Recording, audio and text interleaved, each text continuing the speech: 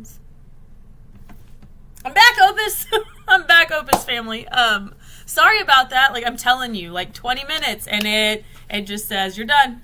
And I know when it's coming too, if you didn't notice, like I have a feed on the side that's any of the live chats that you guys send through, and it pops up and it gives me all these blanks, and it's typically it'll be Instagram, then YouTube pops up, and the second that Facebook's little emblem pops up, like somebody's typing, it just shuts off on me and tells me that it ends unexpectedly, and it's always about that 20-minute mark.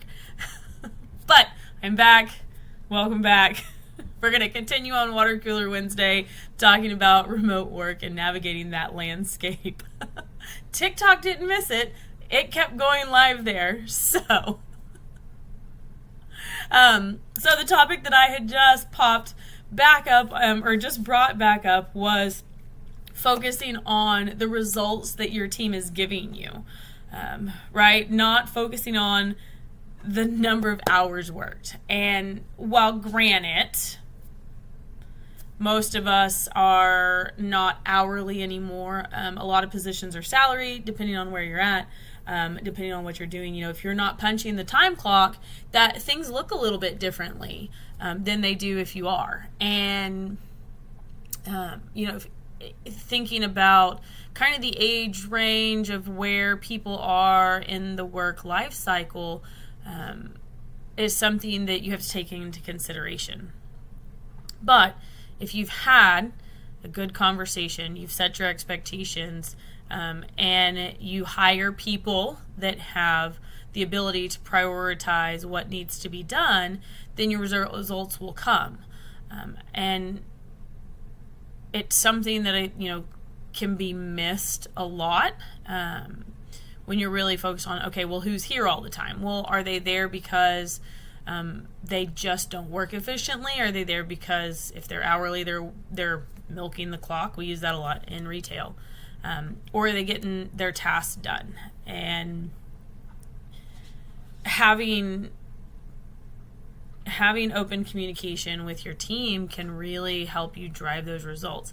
If you are engaged in having conversations, if you are looking at the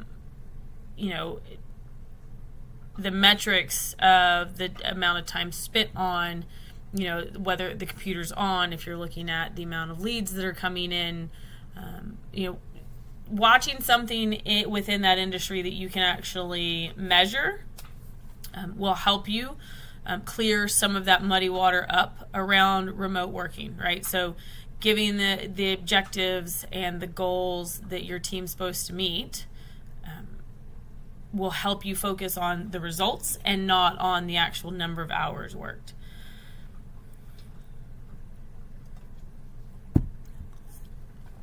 And then finally, finding a way to invest in training and development, right? I know we're talking about remote work, but there's something about the good old-fashioned handshaking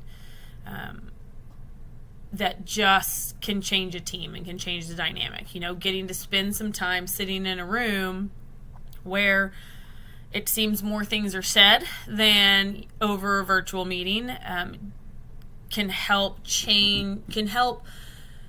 establish better skill sets, can help establish better communication, which seems to be something that we've come back to all month, and in turn build a better team. So keeping those things in mind, what works for one company may not work for them all, but investing in some type of training and development program helps you build that loyalty from your employees.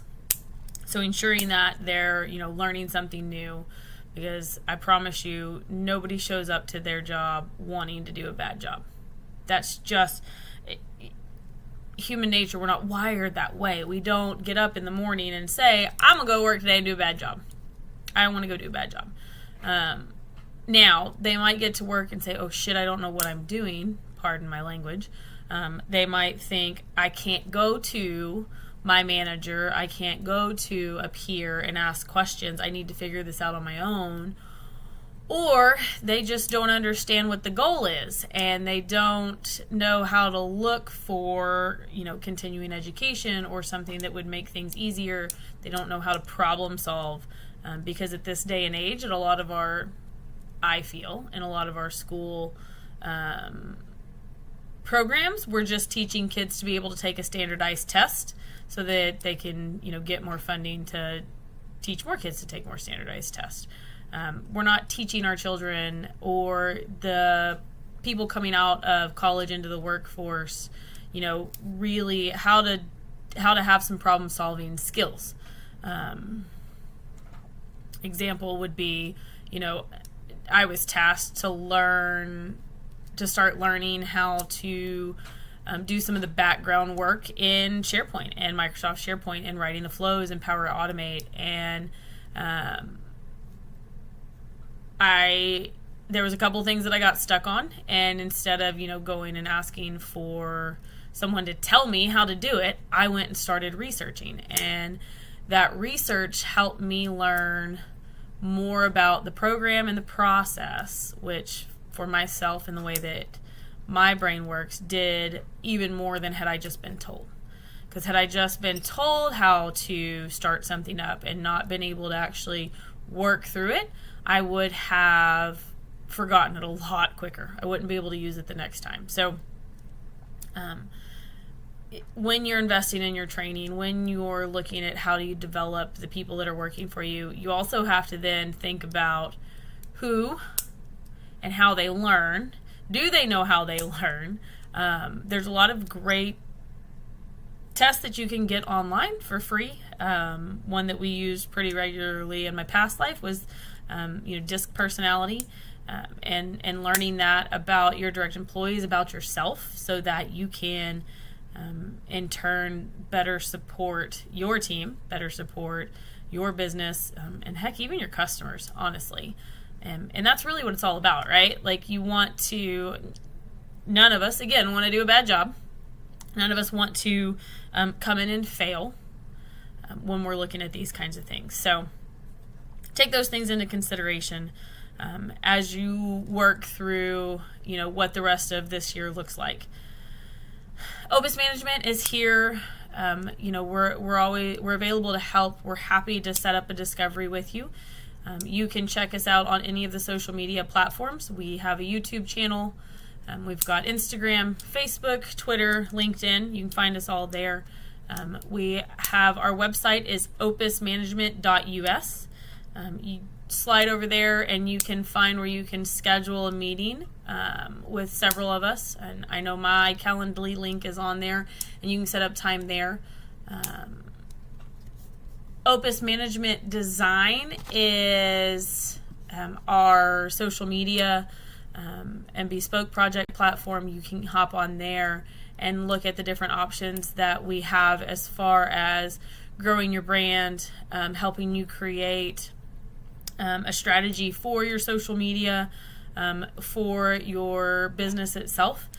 All of that's there. You can set up a discovery meeting with myself, or even with TJ, who is our CEO here at Opus. We're happy to help. We would love to help you get through any of those blocks. You can email me directly. My email is k.roe@opusmanagement.us. I can send you over a link as well, get you on the calendars, and we can look at anything that you'd like to for your business. If you'd like to hear more, subscribe to any of our social media